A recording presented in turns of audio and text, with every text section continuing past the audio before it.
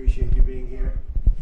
We've had a great meeting. We have a great relationship. The Emir is a fantastic man, respected all over the world.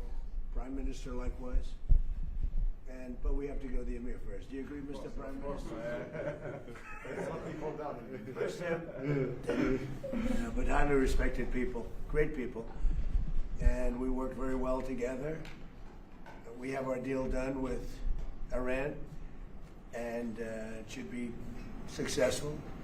It goes to a second stage, which I think will be actually easier. I didn't want to attack them last week, but we had no choice. And we did it twice, actually. We were doing it a third time, and we were able to not have to do that. But we have a deal that's a fair deal. It's a good deal. We are not investing any money in Iran, by the way. That rumor got out there yesterday. It was ridiculous. We have the right to go in someday and do, if I want to do something, or somebody wants to do something, but we are not investing any money. We have no obligation to invest any money in Iran. Working with Qatar and the people of Qatar was really a pleasure. They were tough. They were strong. You know, they are the closest to Iran physically. So with other countries, I noticed I had to travel about 45 minutes to get there. With you, you could walk right across the border. So you were in a more dangerous position. But I do have to say, you fought and you helped us, and with great bravery. So I just want to compliment you on that, and you'll always be my friend. Well, thank you very much, Mr. President. It's always a pleasure seeing you. I want to thank you for your leadership in this very, very important, critical time in the Middle East. And I think, as you mentioned, Mr. President, this is a very important deal. There's still a lot of work to be done, but I think, with this momentum, if we continue like that, Mr. President, I think we can achieve and do great in the region. So it's going to be very important for the region, very important also for Iran as well. So we are here to help whenever friends ask us to help. We're always here to help. Of course, also our bilateral relationship, Mr. President. Since your historic visit in Doha last year, our trade partnership is going to reach $1.2 trillion. Right. And this is huge. And we have a lot of great investments that we're very proud of as well in the US, and also American companies investing in Qatar. So overall, we are very, very proud and very happy about this relationship. And I also want once again thank you very much for your leadership. I think it was a very critical time, but I think you took the right decision. Thank you. Thank you, Tunim. Thank you. Qatar is going to be investing much more than $1 trillion in the United States. We have over 18. It's going to be 19.4 or so when it figures out. But we set a record. There's never been anything like it. No country in history has had that kind of investment. We'll be having almost $19.2 trillion invested in the United States. The record was 10 years ago from another country when it was hot. But we have the hottest country in the world right now. But Qatar's been a great investor. We really rekindled ourselves when I met with you last year, a year ago, probably 13, 14 months. That was a good trip. And it was May, so they're gonna, last May, I think. Yeah, I mean, a year. Yeah. That was a great trip, and we established. We've been friends for a long time. We've known each other for a long time. But Qatar is investing tremendous amounts of money in our country, and we appreciate that. Our country's we're building more factories, AI. We're leading AI by a lot. We're building automobile factories. We're building more than we've ever built in the history of our country. No country is ever doing what we're doing right now. No country has ever been able to do. And those factories will be opening over the next year and a half. Some are already open, or very soon. The pharmaceutical companies are coming back. The car companies are coming back from Germany, from Japan, from so many other places, Mexico and Canada. They're all coming back. We lost them foolishly years ago because we had presidents that didn't really know what they were doing. They should have never lost. But they're all coming back in beautiful, brand new, gleaming factories. In fact, there are a couple of big old plants. And I said, are you going to use that plant? And they said, no, we're building brand new. They're knocking it down. Everything's built brand new, beautiful. It's jobs. And the auto business, we're going to bring back probably, we lost 57% of our automobile business. I think we're going to bring it mostly back. And for chips, we were the king of chips, and then it got stolen from us. We went from being the king to having basically no chip business. The CHIPS Act that was done by Biden was a disaster, just a stupid thing to do. You handed billions and billions of dollars to people, and then they didn't build a factory. But we have a different system. We have a system that if they don't build, they get paid tariffs. They have to pay tariffs of upwards of 200%.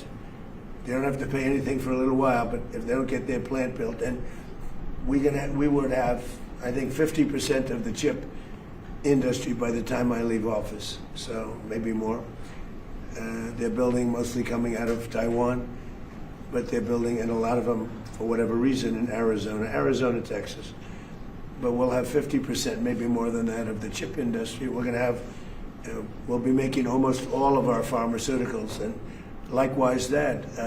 If they don't build, they'll have 150 to 200% tariff to pay. If they do build, they have no tariff to pay. So our country has never done anything like this. And just, I want to mention Iran. We appreciate the relationship we've had over the short period of time with Iran.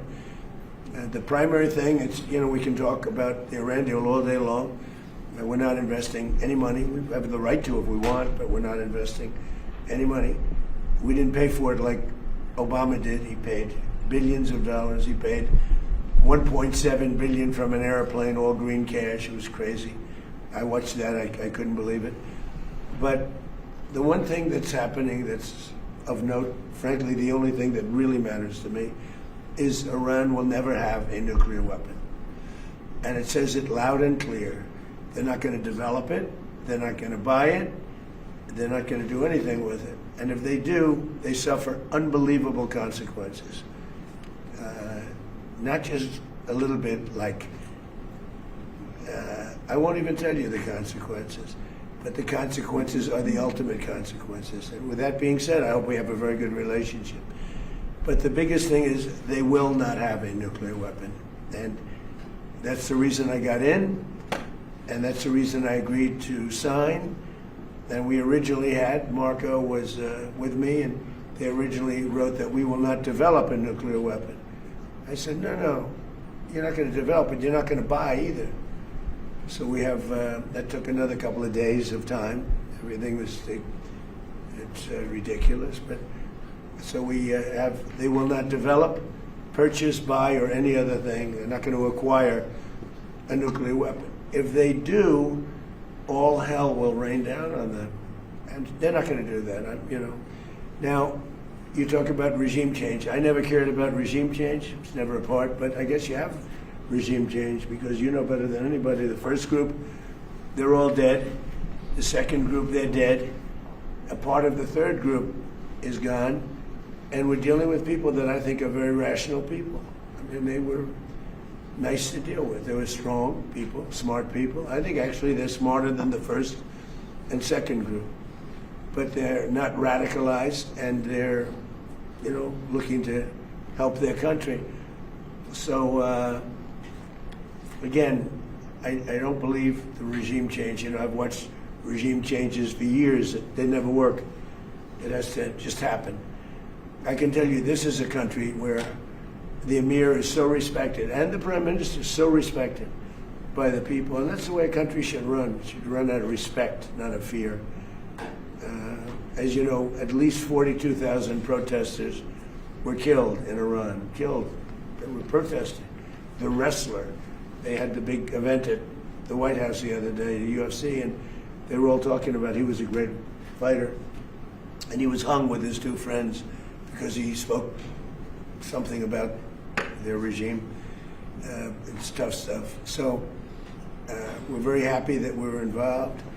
We're very, very impressed with Qatar and the way they've handled things, because they were really on the line. They were in the front line. They were being shot at just about as much as anybody, but you were a lot closer because you were right there. Literally, I could walk in a minute. Every other place I have to take a plane, but I can walk. So they were really on the line. And I just want to comment that, I just want to really congratulate you on bravery. I don't know if you get congratulated for bravery, because bravery is something you either have or you don't, and you never know until you test it. But you were tested, and you had great bravery. Thank you very much. Thank you, Mr. President. Thank you. Really appreciate it. Are you going to have a separate meeting with President Zelensky? And what would I had one. What would a Ukraine deal look like? Well, we have one, but we had a good meeting. I'm meeting him later on, too. We had a very good meeting. Look, Russia should make a deal. Russia's lost tremendous amounts of people, and so has Ukraine. Last month, they lost 35,000 soldiers between the two of them. Think of that. This is on a monthly basis. They averaged 25,000 people, mostly soldiers, young, beautiful people. And it's crazy what's going on there. But we had a meeting, and we'll see how. I spoke with President Putin on Sunday. And it's sort of the same thing. I mean, they just keep going, fighting, losing soldiers. They lose so many soldiers. This is not since World War II has anything like this happened. I settled 8 wars. This was the one I thought was going to be the easiest settled. There's a lot of dislike between the two leaders. But I'm meeting with him again later on today. And are you going to have a special focus on Ukraine? Well, we're going to look. Now we were focused on Iran. That's going to be in the back, in the rear view mirror. But look, we have nothing to do with it. We sell weapons to them. We don't even give them. Obama gave them $350 billion worth of weapons. Which was crazy. The European Union pays us full price for weapons. But it's not that. It has no impact on us other than we sell weapons. We're thousands of miles away. But the only reason I don't like to see 25,000 young people die every month. Every month, 25,000 people die. Young people, they're just starting their life. They go to this front and they get blown up. And Ukraine is losing a lot of people too. I mean, the whole thing is ridiculous. So, I'm going to do whatever I can. Mr. President, if the Iranian regime continues to kill their own people, will you still move ahead with this deal? If they refuse to what with their people? If they continue to kill their own people, the Iranian Well, we talk to them about it, and we see. I will say the majority of that took place during the first and second regimes, much more so than now. It was much more severe, but it's a terrible thing. Yeah, do you have a question? Yes, Mr. President. This is for both you and the Emir. What are the economic opportunities? Well, I think they'd be good. I mean, I can tell you from our standpoint, we have a lot of opportunities all over the world. But the Emir lives right next door, and I think, they have a lot of oil. I think they'll be good. First, they're going to have to prove themselves, I think, before any of us go in there. But I hope they do well. I hope they do well. Look, one thing, whether they do well or poorly, they can't have a nuclear weapon. That's a big thing. If they had a nuclear weapon, they would have blown up Israel, they would have blown up the Middle East, and they probably would have taken a shot at us. We would have gotten them first, I think. But they would have done tremendous damage. Had we not canceled the Obama nuclear deal, the JCPOA, you would have had them having a nuclear weapon 5 years ago. That expired. That was a road to a nuclear weapon. It was the dumbest deal I've ever seen other than NAFTA. NAFTA maybe was even dumber. But just in terms of a bad deal for us. Paid them billions and billions of dollars. We pay nothing. They paid them billions of dollars, and it was a disaster. I terminated that in my first term. Had I not terminated, and we hit them hard, we terminated it. In my second term, we sent in the B-2 bombers, and we terminated I call it the nuclear dust, their enriched material, right? And totally effectively. And I remember when CNN, which is fake news, I don't know, he probably isn't, but CNN said, well, maybe it wasn't that effective. So the Atomic Energy just reported that it was one of the most devastating bombings that they've ever seen. The whole mountain collapsed on top of it. And frankly, to go get it, we're going to go get it. But to go get it is a big deal because they say only China and us have the equipment where you can even get. The whole mountain is collapsed on top. We have cameras on it. You could make the case why are you even bothering, because it's not really valuable. It's, you know, it's probably $500,000 worth. It's not very valuable stuff. But I think psychologically we want to get it. Can I just answer? You asked. I think in the last couple of months or weeks, I think that wasn't our.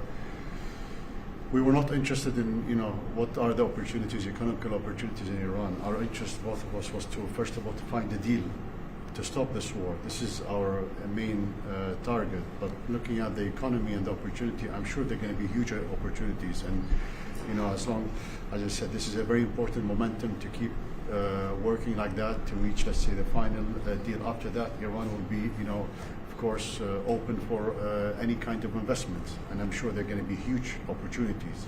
But to be honest, you know, we never thought of it. You know, our target, you know, is to try to find a deal. Well, they're going to need something because we blew them up. And, you know, you could make the case, I used to make the case that, like a week ago I said it, now it's different, we have an agreement, but if we left, we did a great job. If we just left, we did a great job because it would take them 15, 20 years maybe to rebuild. And we were going to do a much bigger job if the agreement wasn't signed. We would have taken it to a level. But if we did that, they would never, ever, I believe, be able to rebuild. Too much. Mr. President, what are the expectations for Israel? Can this deal survive if Israel attacks Lebanon? It can, and you know, I consider that the minor war. Iran's the big one, but we have that little pinprick out there that constantly rears its head, and that's Hezbollah. And, you know, I was very responsible for Syria, and the man that's running Syria now is a person that I put there along with President Erdogan and some others. He's done an amazing job of pulling it together. He's not a Boy Scout, but he's done an amazing job of pulling it together. And he is very good with Hezbollah, does not like them. And I'll tell you what, Israel's fighting Hezbollah too long, and too many people are being killed. And you don't have to knock down an apartment house every time you're looking for somebody, because there are a lot of people in those apartment houses, and they're not all Hezbollah, that I can tell you. And I suggested to Israel to let Syria take care of Hezbollah. Because to be honest with you, I think they do a better job of doing it. Is Netanyahu on board with And I didn't like Syria. I didn't like where 2 hours before we're signing the agreement that there was an attack in Lebanon, in Beirut. It was right in, it wasn't like in the southern side, and you know, it was in Beirut. I did not like that. I let them know that.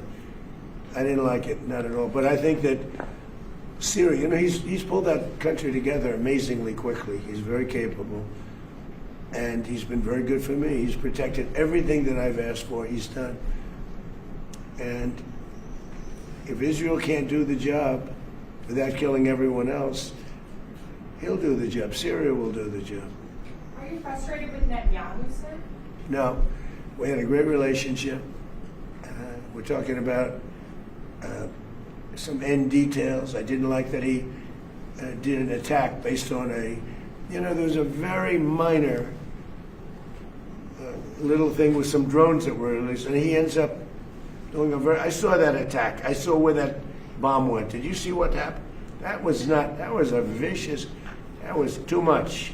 You know, you can do too much also. But we've had a very effective relationship. Without us, without the United States, there would be no Israel. Without me, there would be no Israel, because no other president was willing to do what I did. I've had a great relationship with Bibi, but now Bibi has to be more responsible with respect to Lebanon. Lebanon used to be a great country. It was a country where you had professors, doctors, lawyers. The great intellect was in Lebanon. Now it's terrible. I would say of all countries, they've been treated the worst. And they can't defend themselves. And they have Hezbollah, which is a problem for them. So, no, I'm not happy with the way Israel has handled themselves with Lebanon and with Hezbollah. They should have been able to do the job faster. It just goes on forever. And when that happens, it throws a negative light on the big deal, and that's the deal with Iran. So when you ask me about Bibi, an unbelievable relationship. But Israel would have been blown up a long time ago had I not gotten involved. Two things I did. I terminated the Iran nuclear deal. Barack Hussein Obama sold out Israel for Iran. He went to Iran. He sold them out. How anybody can vote for this guy or the party, the Democrats I call them because they're dumb. They're dumb people. That's number one. How anybody can vote for them. And the second was the B-2 bombers just totally destroyed. So they had the right, the JCPOA. I watch these politicians. I watched a Senator Reid that nobody ever heard of the other day. Well, this deal is the same as the deal with Barack Obama. No. This deal is a wall to a nuclear weapon. His deal was a road to a nuclear weapon. My deal, they can't have a nuclear. They get blown up. If they have a nuclear weapon, they get blown up. In his deal, they were allowed to have a nuclear weapon. And in all fairness to Bibi, I remember very well, Bibi came to Washington and he begged Obama not to make that deal. And Obama was on the side of Iran, not Israel. And he made the deal. That deal was a disaster. I terminated that deal. And if I didn't terminate, and was very tough after the termination, and if I didn't do that, Howard knows better than anybody. If I didn't terminate that deal, I believe that Israel wouldn't be here right now. And the second one was what we did with respect to the nuclear dust, as I call it, right? We blew it up. The mountain collapsed on top. You can't get to it.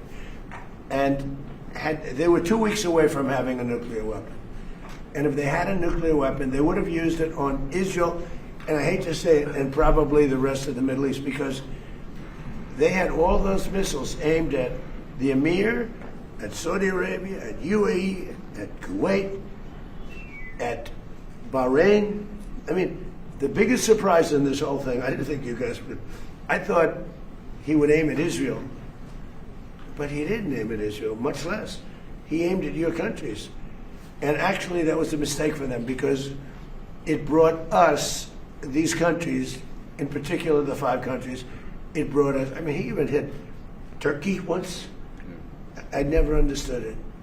Nobody's going to understand it. That's the problem. They're totally irrational people. And those people are now gone. And I think Iran has rational leadership now. But you wouldn't have, if it weren't for the United States of America, with me, because Obama was the opposite, Israel would not exist right now. Israel would have been blown off the face of the earth, 100%. And every smart person in Israel knows that. Okay, thank you very much, everybody. Thank you.